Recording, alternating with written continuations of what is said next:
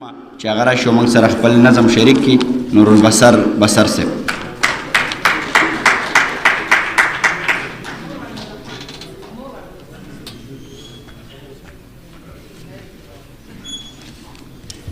أعوذ بالله من الشيطان الرجيم. بسم الله الرحمن الرحيم. وتعز من تشاء وتذل من تشاء بيدك الخير إنك على كل شيء قدير. ټول ملګرو ته ستړي مه شئ، خیر علی وایم. او زما دا نظم دی فیض الوهاب فیض صاحب ته ډالۍ وي. د هغې نه مخکې یو دوه شعره چې فقیره مور نظم دی. اخته را باندې بیا هغه بلا که کنه شابه، اخته را باندې بیا هغه بلا که کنه شابه، خپل ټول غمونه ما ته را پشا که کنه شابه. دا عکس دی زمونږ د شاعرانو څو ملګرو، دا عکس دی زمونږ د شاعرانو څو ملګرو. دا وګوره ما دې کې را پیدا که کنه شابه. او چې ته رانه خفه شوې نو ما څنګه به رضا کړي؟ اباسین صاحب، چې ته رانه خفه شوې نو ما څنګه به رضا کړي؟ چې زه درنه خفه یم ما رضا که کنه شه.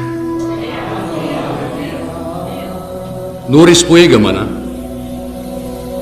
صرف به دا یو خبره، یو انځورګر مې په دماغ کې فن پاره جوړوي او یو نجار مې په ترخه زبان د فکر ته راشي. پیژنګلي مې د سپېڅلې عقیدې سره کوي، هغسې بیا مې احتیاج کې د یو پاکې جذبې او را په زړه کې یو کیسه د مور د سترګو ښه مې یادېږي. هغه ورځ زما نه هېرېږي چې د سړک په غاړه مور به مې خیرات غوښتلو او زه به یې سم د ځان سره په لوپټو ډکم. دواړه لاسونه به یې پورته که د خدای په نامه لږ څه خوراکوي چې بچی راته د لوږې نه مري. او په بدل کې بیا هر چا له جنتونه غوښته، ویل به یې خدای دې د دې ټول جهان بادشاه کروړه. الله دې تعالی بدلونه یو په سره درکړي. په ما راټیټه به شوه، ښکل به یې کړم په دواړه مخه، زما د مخ نه به یې زر زر خولې وچې کړلې، په لوپټه باندې بیا هم رانه بچان وشړل. خو پولیسان هم فقیرانو پسې سم ګرځېده. زه یو ورځ د خپلې مور په غېږ کې غر ګودومه چې یو پولیس والا مې مور د ویښتو ونیول او په شنه لخته یې بېدرېغه ګزارونه ورکړه. سمه یو لخته زما ملا پورې رالې وشوله. د خوبه پاڅېدم، ما ورانې ورانې کړکې وکړې، مور مې راجوخ کړمه سینې ته شوه په ما راماته. ما مې د مور په ترخ کې سر ورکو د ډېرې ویرې، دواړه لاسونه مې د مور نه راچاپېره کړله. شاکار صاحب، دواړه لاسونه مې د مور نه راچاپېره کړله. د مور د سترګو نه به اوښکې زما خولې ته راتلې، زما وښکو باندې به روبهېدې روبهېدې او یخې به شوې. زه به یې رېدمه رېږدېدمه هم د مور زبېرګونه چې به یې د لختې هر ګزار سره د خولې نه وتو.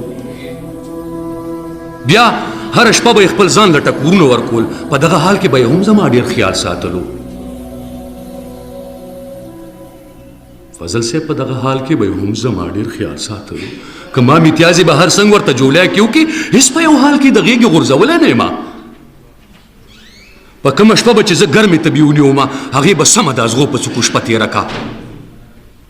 نو بلا مودې وشو چې مور زما نه هېرېږي، هغه زبېرګي هغه ټکور زما نه هېرېږي. بس د یو ورک احساس مینت مې لا غوږونو کې دی، هم مې د لختې چاپ په ملا پورې لا هغسې دی. زه چې دا نن هم پولیسو وینم نو وویرېږم، زر خپلې مور پسې اوتر اوتر نظر وګرځوم، هغسې بیا زه د قربان قربان قربان قربان نارې به اورمه او د فقیرې مور احساس مې غېږ کې کلک ونیسي او ما به سر ته یو اواز وکړي، د خدای په نامه لږ څه خوراکوي چې بچی راته د لوږې نه مري.